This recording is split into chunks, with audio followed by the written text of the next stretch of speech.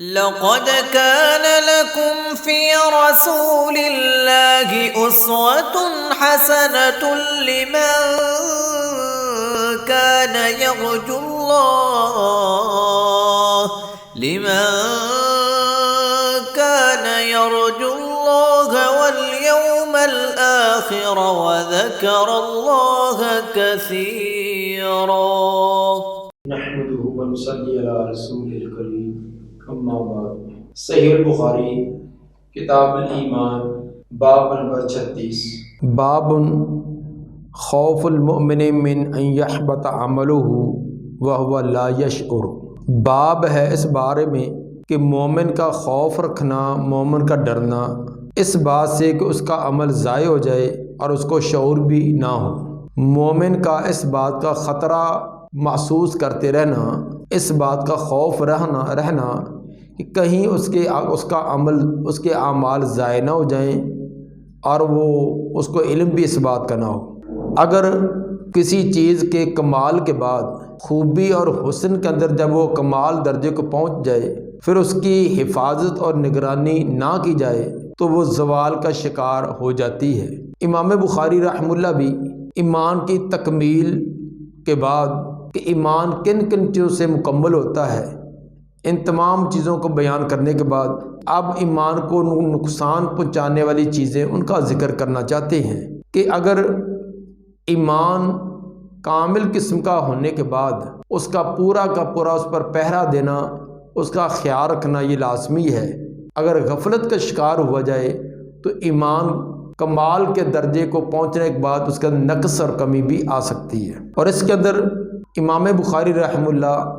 ارجاء کا عقیدہ اس کا بھی رد کرنا چاہتے ہیں، جو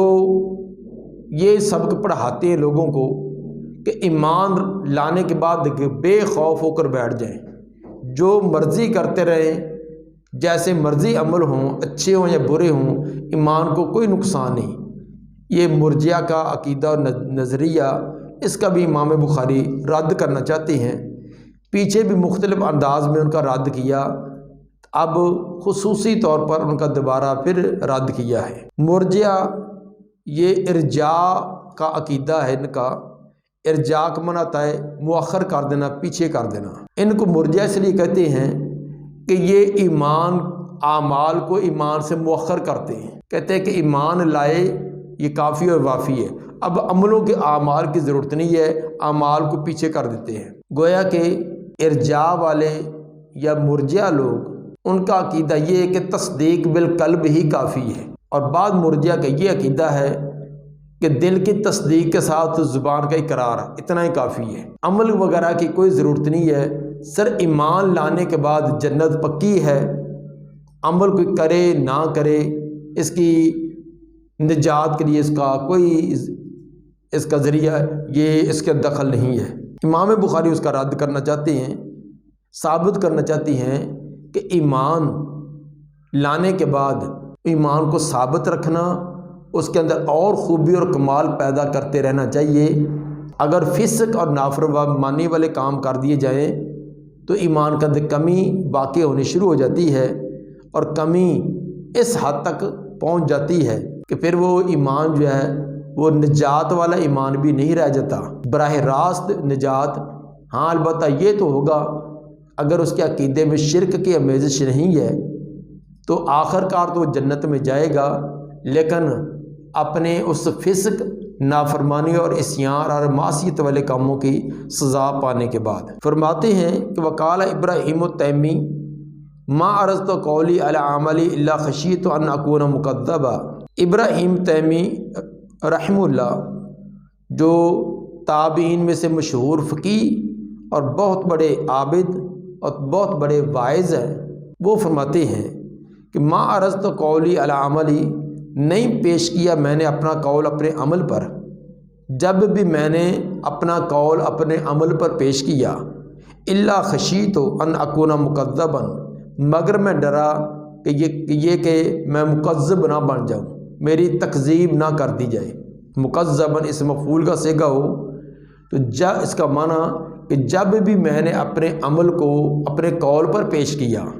کیونکہ یہ واعظ تھے، وعظ و تبلیغ کرنا ان کا عام سلسلہ تھا، تو واعظ کرنے سے پہلے دیکھتے کہ میرا عمل بھی اسی طرح ہے، تو فرماتے کہ مجھے ڈر رہتا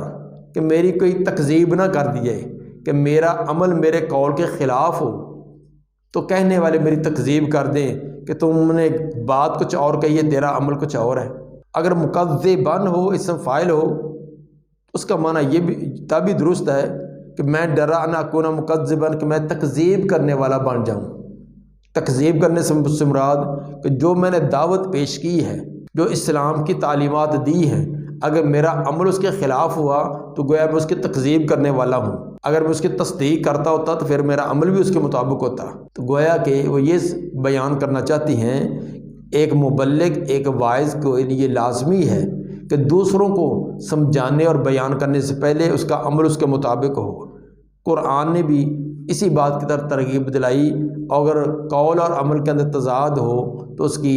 سخت وعید بیان کی کہ کابر مقتا عند اللہ ان تقولوا ما لا تفعلون۔ اللہ کے نزدیک یہ بہت ناراضگی والی بات ہے کہ تم جو کہتے ہو اس کے مطابق تمہارا عمل نہ ہو۔ وقال ابن ابی ملیکہ، ابن ابی ملیکہ فرماتے ہیں ادرکت ثلاثین من اصحاب النبی صلی اللہ علیہ وسلم کلهم یخاف النفاق علی نفسہ، فرماتے ہیں میں نے 30 کے قریب نبی صلی اللہ علیہ وسلم کے صحابہ کو پایا، 30 کے قریب صحابہ کرام سے میری ملاقات ہے۔ کلهم یخاف النفاق علی نفسہ، ان میں سے ہر ایک ڈرتا تھا نفاق کا اپنے اوپر، ہر ایک یہ ڈرتا تھا کہ میرے اندر کوئی نفاق نہ پایا جاتا ہو، نفاق کی کوئی علامت نہ میرے اندر ہو۔ ما منہم احد یقول، اور ان جن 30 کے قریب صحابہ کو میں نے پایا ان میں سے کسی ایک نے بھی یہ دعویٰ نہ کیا کہ انہ علی ایمان جبرائیل و میکائیل، کہ وہ جبریل اور میکائیل کے ایمان پر ہے۔ صحابہ میں سے کوئی ایک بھی یہ دعویٰ نہ کرتا تھا کہ میرا ایمان جبریل جیسا یا جبریل سے بھی بڑھ کر، میرا ایمان میکائیل جیسا یا ان سے بڑھ کر، صحابہ میں سے کوئی ایک بھی اس طرح کا دعویٰ کرنے والا نہ تھا۔ جن ابن ابی ملیکہ جن صحابہ کو ملے ہیں ان میں سے خصوصی طور پر جو بڑے بڑے صحابہ، ان میں سے حضرت عائشہ رضی اللہ عنہا، ان کی بہن حضرت اسماء، ام سلمہ، اور اس طرح عبادلہ اربع، سیدنا ابو ہریرہ، عقبہ بن حارث، مسور بن مخرمہ رضی اللہ عنہم،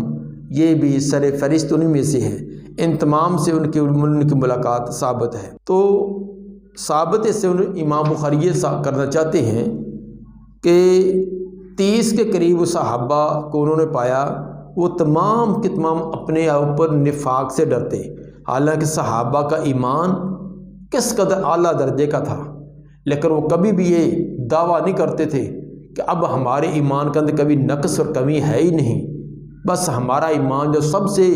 بہت اعلیٰ درجے کا، نہ سب کچھ کرنے کے بعد بھی وہ ڈرتے کہ کہیں کسی موقع پر کوئی کمی، کوئی ایسی بات ہمارے اندر، کوئی ایسی علامت نہ پائی جائے جس کے اندر کوئی نفاق والی یا دینی تعلیم کے خلاف والی کوئی چیز ہو۔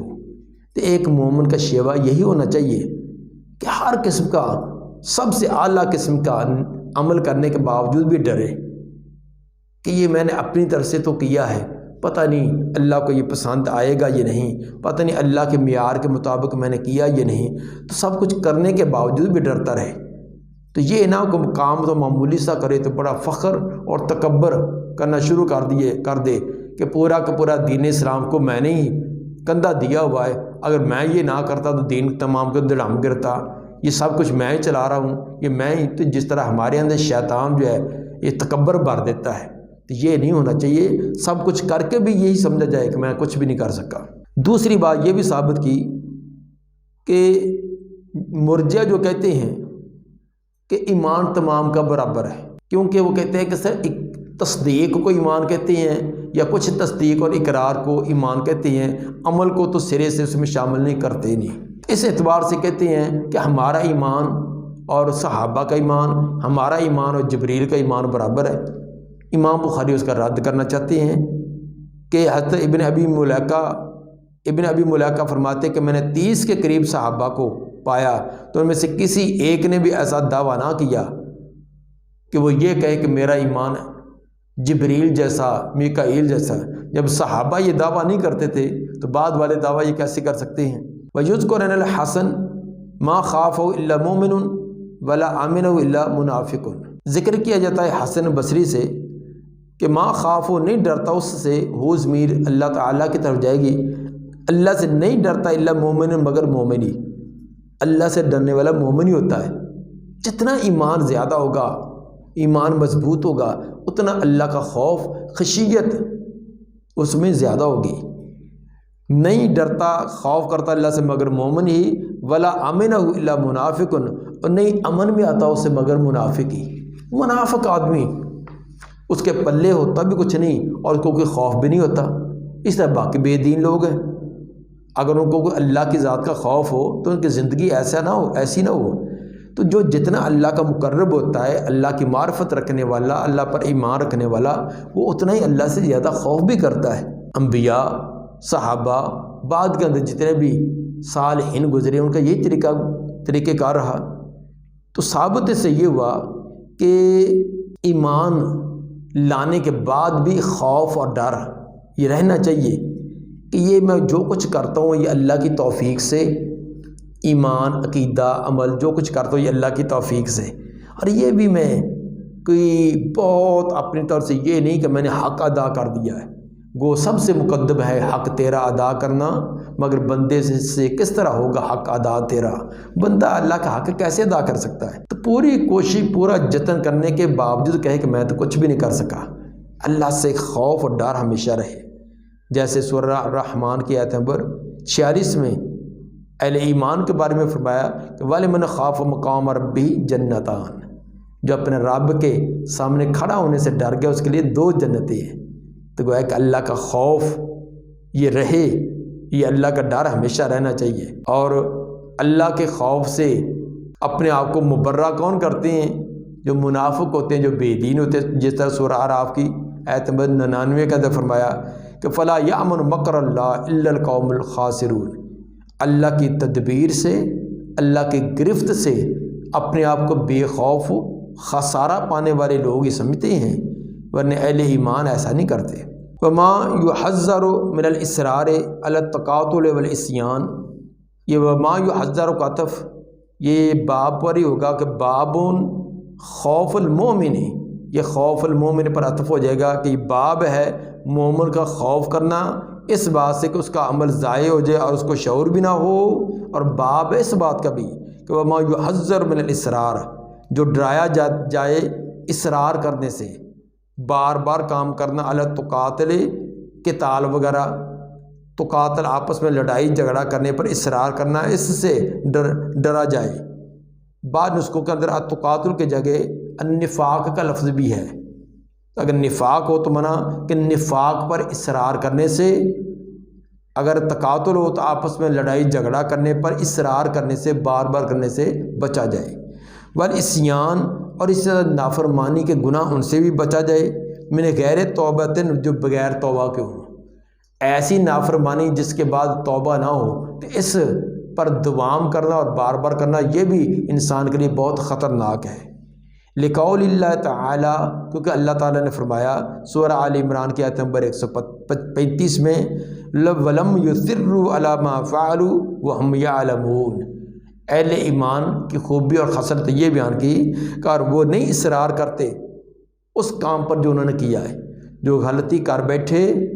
نافرمانی کر بیٹھے، وہ اس پر بضد نہیں ہو جاتے، بلکہ اگر بتقاض بشریت ان سے کوئی غلطی، کمی کوتاہی ہو بھی جائے تو فوراً رجوع الی اللہ، اللہ کے دربار میں جھک جاتے ہیں، وہ اپنے غلطی پر بضد نہیں ہوتے۔ یہ تمام کا تمام ترجمۃ الباب ہی تھا، اور ترجمۃ الباب کے اندر امام بخاری 3 اثر بھی لائے ہیں۔ آگے اس سلسلہ کے اندر جو روایت بیان کرتے ہیں، قال حدثنا محمد بن عرعرہ قال حدثنا شعبۃ عن زبید قال سألت ابا وائل عن المرجیہ فقال حدثني عبد الله ان النبی صلی اللہ علیہ وسلم قال سباب المسلم فسوق وقتالہ کفر۔ محمد بن عرعرہ امام بخاری کے شیخ استاد ہیں، وہ فرماتے ہیں قال حدثنا شعبہ، مجھے یہ روایت امام شعبہ نے بیان کی، ان زبید، اور وہ روایت یہ زبید سے بیان کرتے ہیں۔ زبید سمرا زبید بن حارث ایامی ہیں جو ابو عبد الرحمن کے کنیے سے معروف تھے۔ سال تو ابا وائل، وہ کہتے ہیں کہ میں نے ابو وائل سے سوال کیا ان المرجیہ مرجیہ کے بارے میں۔ مرجیہ کا گروہ نیا نیا اس وقت ظاہر ہوا تھا، اور ان کے نظریے میں سے ایک یہ بھی نظریہ تھا، مرجیہ گروہ کا یہ بھی نظریہ تھا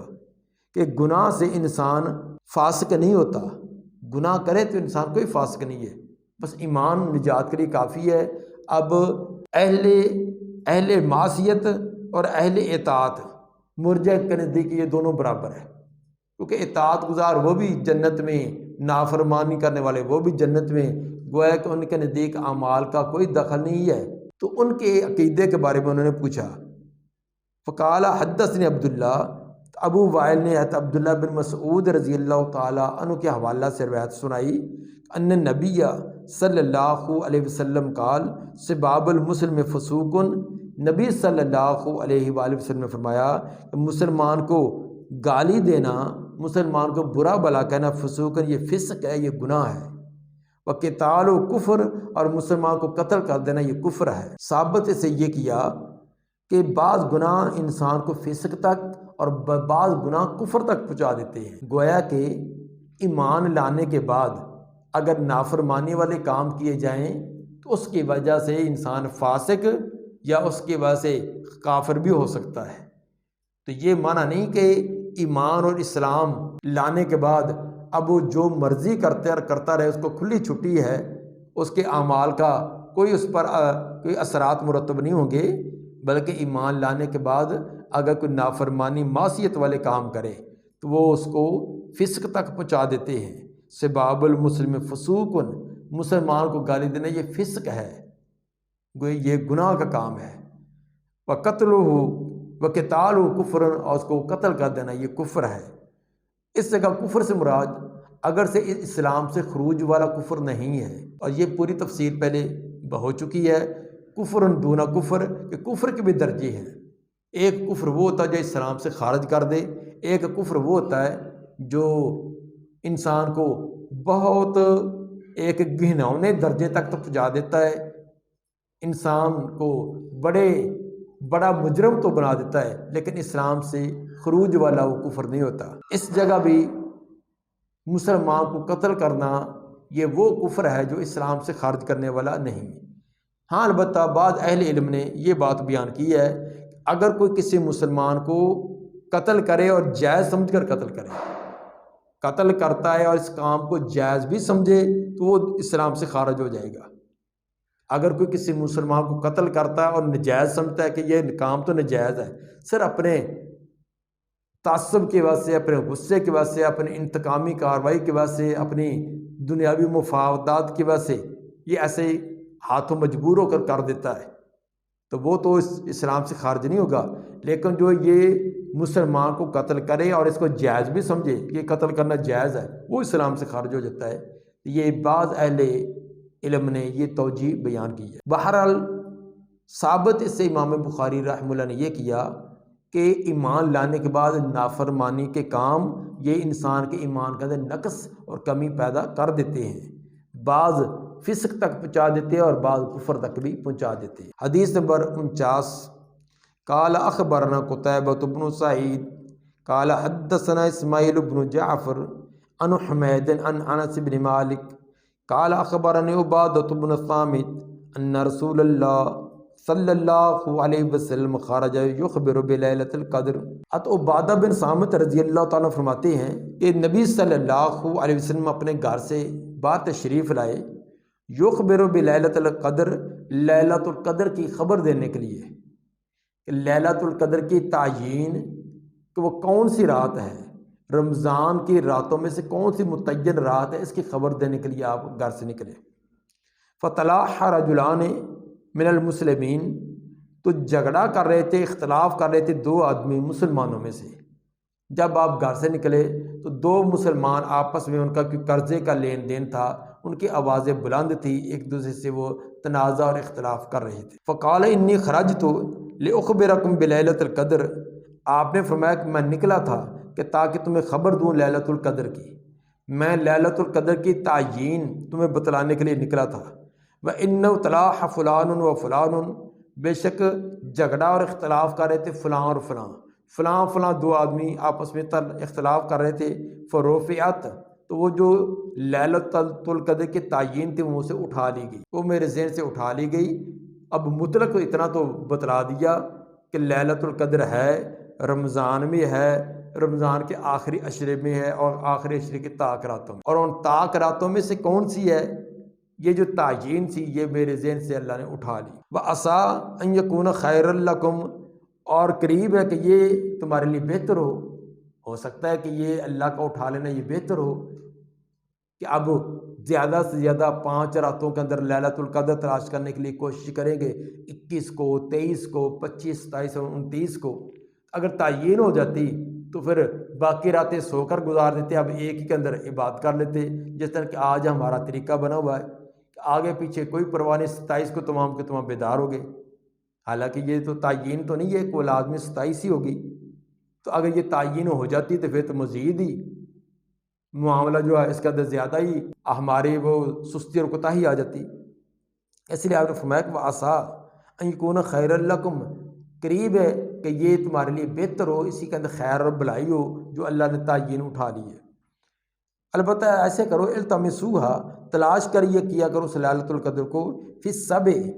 7 میں، و9 اور 9 میں، والخمس اور 5 میں، جب 7 دن باقی ہوں یا 9 دن باقی ہوں یا 5 دن باقی ہوں، اتنے دن باقی ہوں اس میں تلاش کرو، یا بعد نے یہ بھی کہا کہ جب 7 دن گزر چکے ہوں آخری دھاکے کے، اس دن یا 9 دن یا 5 دن گزرے ہوں تب۔ یہ وضاحت جو ہے آئندہ جب قیام رمضان ہوگا اس میں تمام تفصیل آئے گی کہ لیلۃ القدر جو اس کی کس رات کے اندر زیادہ پائے جانے کی امید ہوتی ہے، اور شرعی طور پر اسلامی تعلیمات کے اندر اس کے بارے میں ہماری کیا رہنمائی کی گئی ہے۔ بہرحال امام بخاری رحمہ اللہ نے یہاں یہ ثابت کیا کہ اختلاف جو یہ کوئی اچھی بات نہیں ہے۔ ایک تو ویسے اختلاف یہ بری چیز ہے، پھر اختلاف مسجد میں ہو، پھر مسجد بھی عام نہیں، مسجد نبوی کے اندر، پھر ہو بھی نبی کی موجودگی میں، اللہ کے نبی کی موجودگی کے اندر آواز بلند کرنا، اس پر بھی ممانعت اور اس کی بھی سخت گرفت کی گئی ہے۔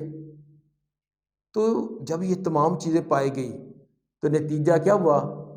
نتیجہ یہ ہوا کہ جو کرنے والے ہیں ان پر تو یہ وزر انہیں پر ہے، تو دوسرے پر جو اس مجلس کے اندر ہوں یا مجلس کے قریب ہوں ان پر بھی ان کے جھگڑے اور اختلاف اور ان کی معصیت کے اثرات آ جاتے ہیں۔ تو جھگڑا وہ 2 آدمی کر رہے تھے، لیکن نسیان نبی سے اس چیز کو اٹھا لیا گیا، اس تعین کو اٹھا لیا گیا۔ یہ تو ویسے بھی اللہ تعالیٰ نے پہلے فیصلہ کیا تھا ایسے کرنا ہے، تو بہرحال یہ سبب تو ایک سامنے آیا نا کہ ان کے اختلاف کی وجہ سے